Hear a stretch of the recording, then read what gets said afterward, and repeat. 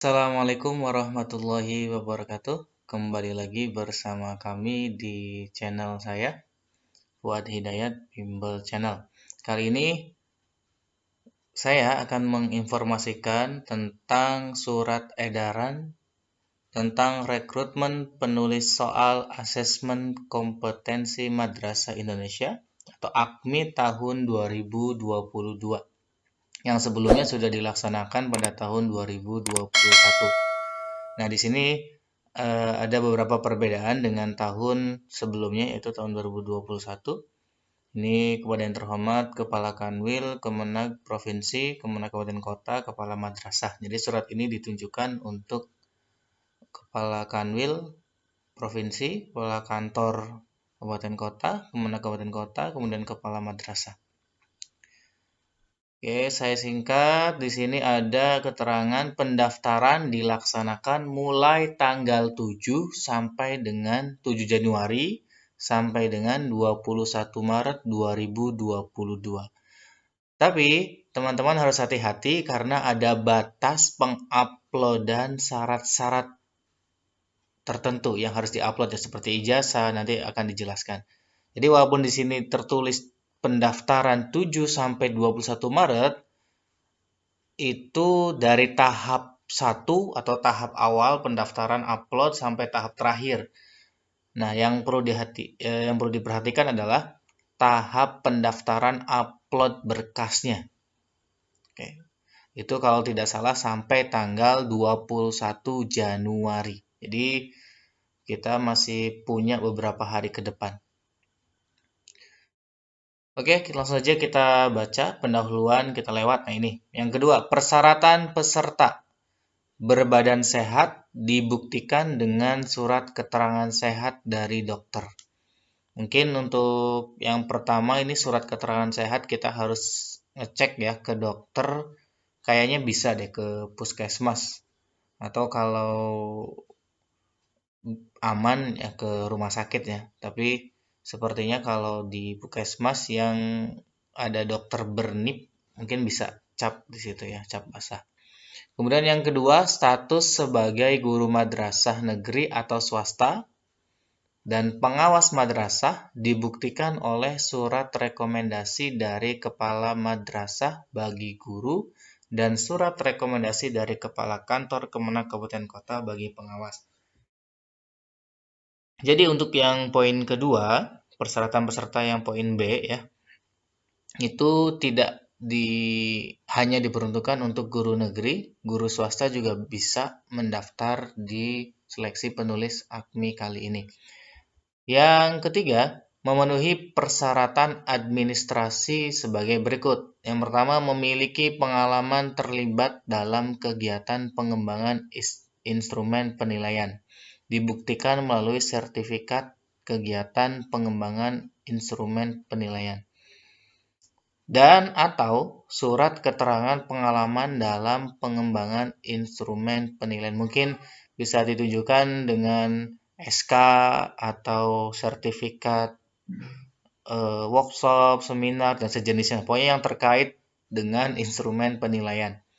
Jadi upload aja untuk sebagai bahan pertimbangan atau bahan pendukung agar teman-teman bisa lolos dalam seleksi administrasi nanti.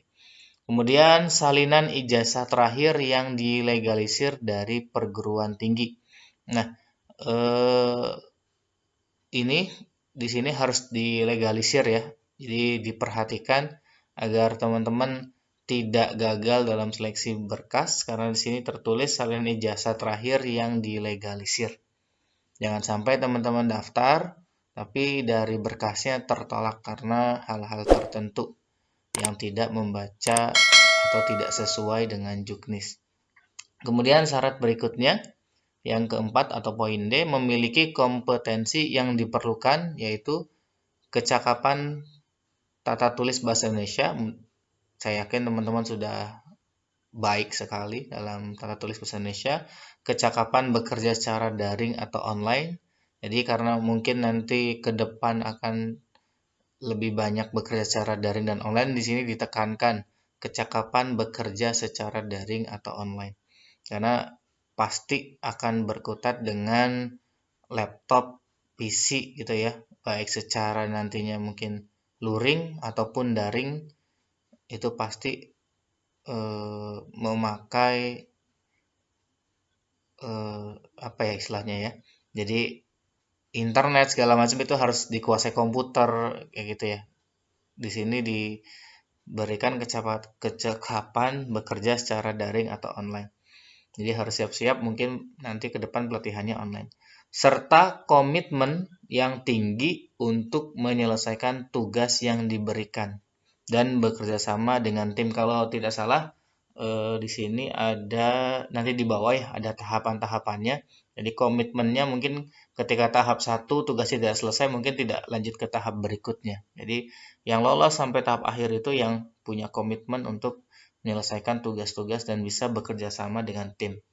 Kemudian persyaratan yang kelima atau poin E, guru diutamakan memiliki kompetensi sesuai jenjang dan latar belakang pendidikan. Nah, mungkin sesuai dengan jenjang dan latar belakang pendidikan. Jadi, teman-teman kalau ijazahnya matematika, misalkan seperti saya, mendaftarnya literasi numerasi ya.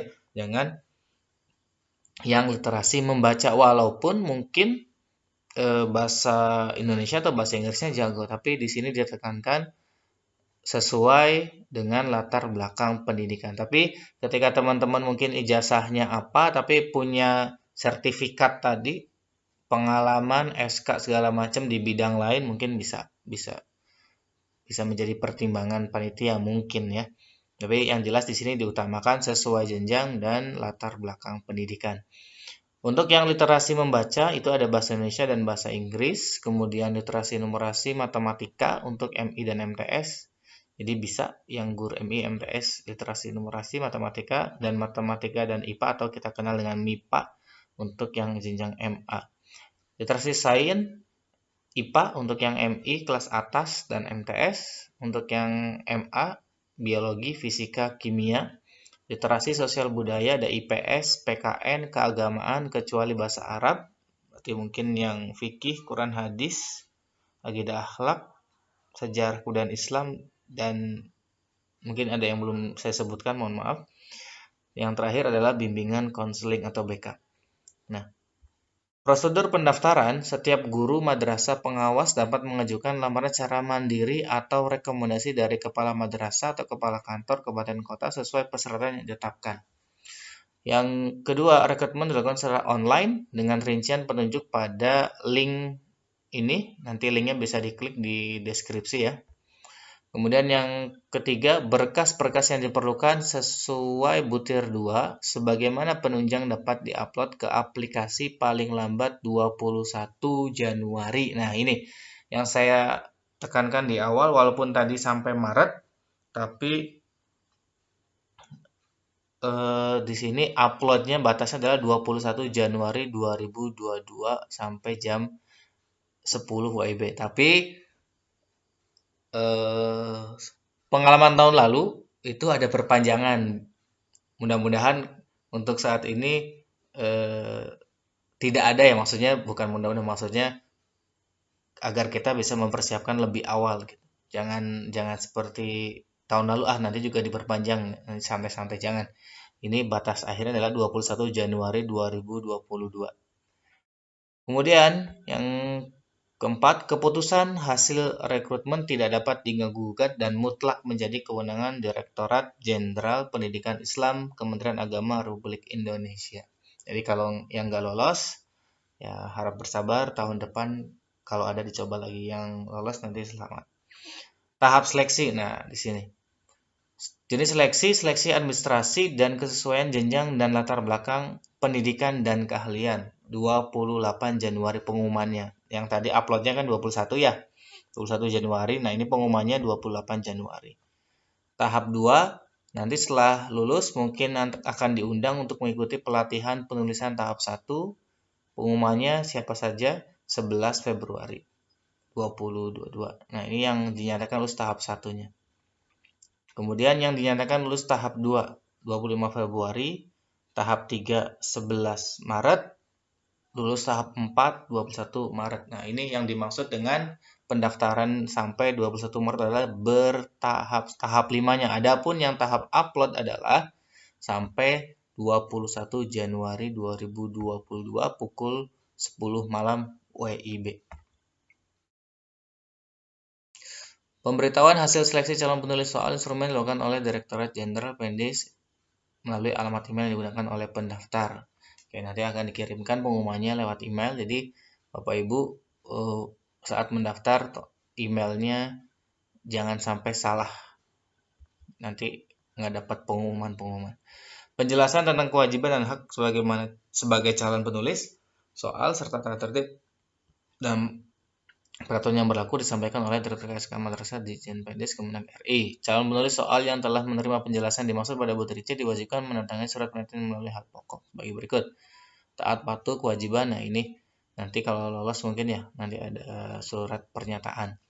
Kewajiban penulis setelah dinyatakan lulus seleksi menandatangani kontrak kerja, komitmen akademik untuk tidak menginformasikan segala hal tentang AKMI kepada siapapun, pihak umum atau kolega untuk menjadi kerahasiaannya. Berkomitmen mengikuti seluruh rangkaian kegiatan penulisan soal, mengikuti alur kerja yang telah ditetapkan tim dan melaksanakan pekerjaan menulis soal AKMI. Memiliki kemauan untuk belajar hal baru, terbuka pada umpan balik dan terus memperbaiki diri. Panitia seleksi tidak melayani komunikasi dengan pelamar dalam bentuk apapun. Jadi jangan coba-coba menghubungi panitia. Nanti nggak dibales. Ini ada surat rekomendasinya, contohnya. Nanti bisa juga di-download di link deskripsi. Oke, terima kasih. Mudah-mudahan info ini bermanfaat bagi yang ingin mendaftar. Semoga lulus. Tetap semangat. Jangan lupa untuk subscribe. Terima kasih. Assalamualaikum warahmatullahi wabarakatuh.